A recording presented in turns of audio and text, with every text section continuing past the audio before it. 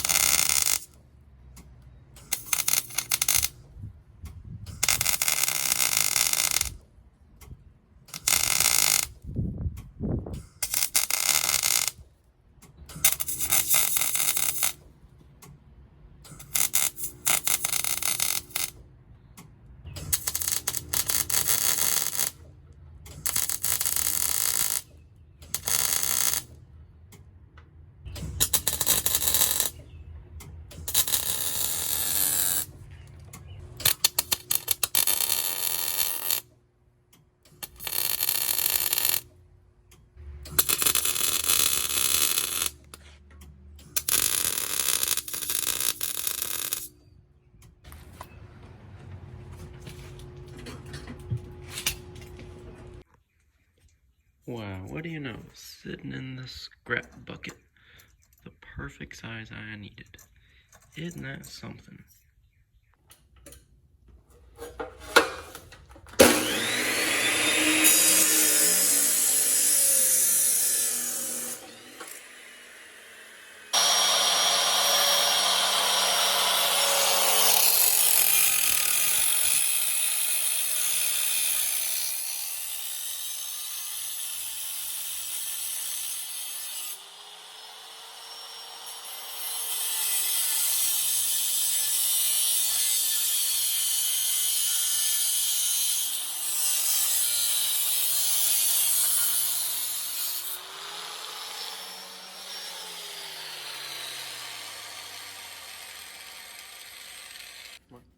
Good job. That's gonna make a good U-connector for that joint. Cool.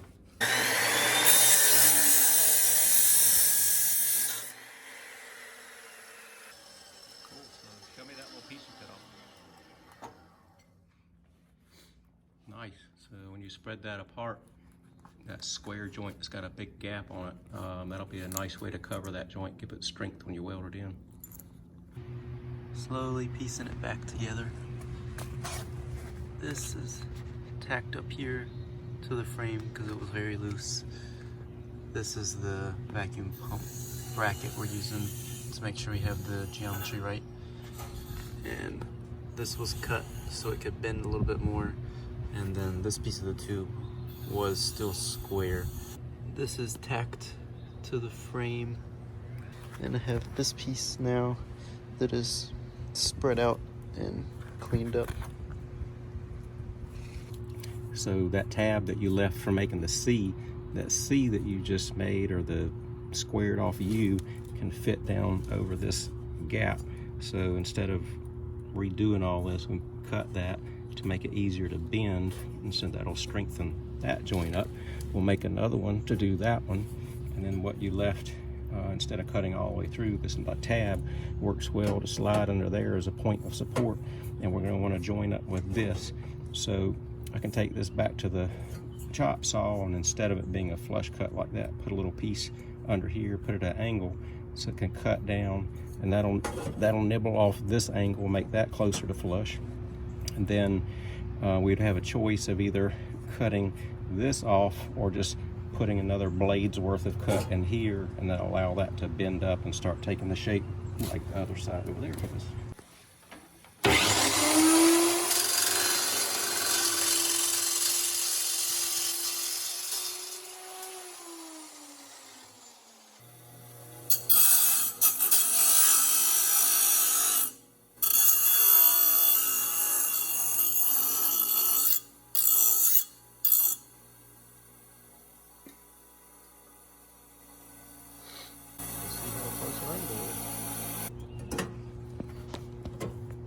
Okay, so that's going to match up pretty well.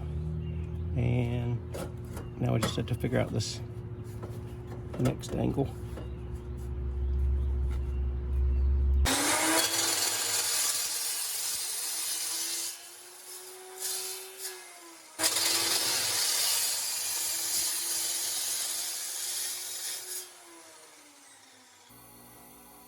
What we're going to do is use this space to help this to start turn.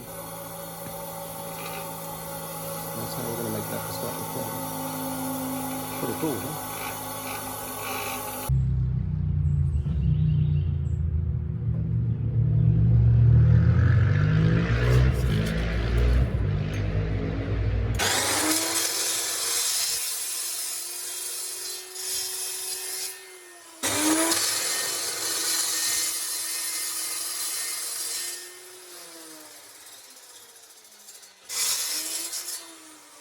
This one got a double cut so it can take more bend, and I'll put another one right beside the other joint.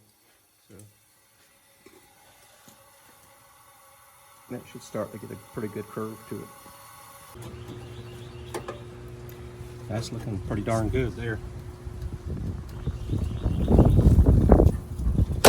And for fabrication, most of this just has to be eyeballing it and trial and error. All right, so since Dylan, you made that lip that goes under here. We got the square tube notched a few times to help it to bend. And then once we're about ready to weld this into place, what you do next is cut right here. Just kind of the same way that you left this lip sticking out here. You leave a lip. So when you cut down and make that U, and you chop this off, you'll have a tab just like this, but on this end, and we'll be able to fold that tab up to cover the end of the square, and then that'll be sealed off kind of like it is on that side over there.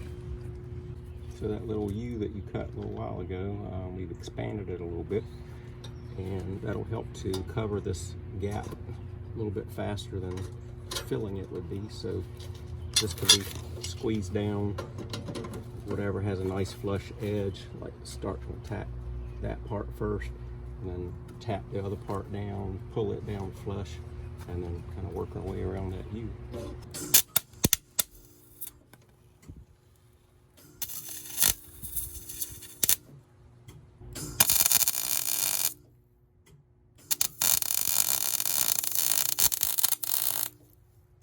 Steel to older steel that has a rust on the inside, so it's a little bit hard to get a really good looking weld, but it's going to be strong by the time we're done.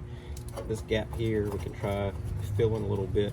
Wind's blowing, so it's taking the shielding gas away, but I'm trying to fill this area in a little bit with the weld in a different technique, letting the lead go a little bit longer and sort of a buzz and stuff.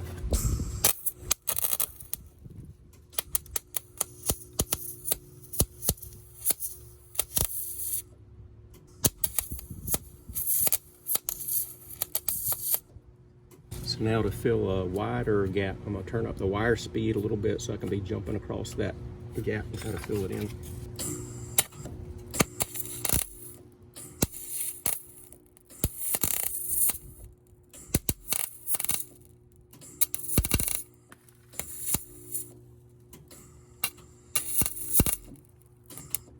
Alright, so I got to turn the cut down a little bit because it's just dropping those right off because it's a little bit rusty on the inside of that wall.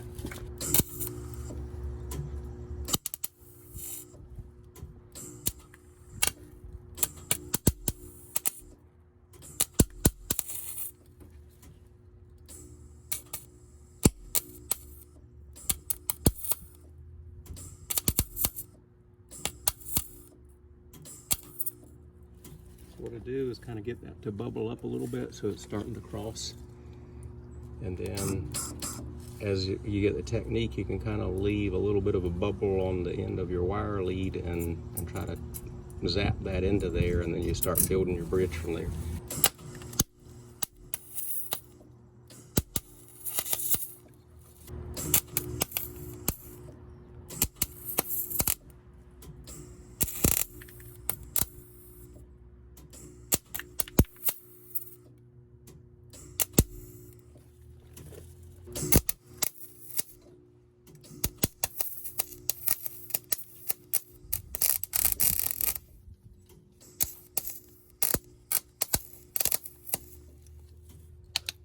You can tell wind's blowing a little bit right now. You can see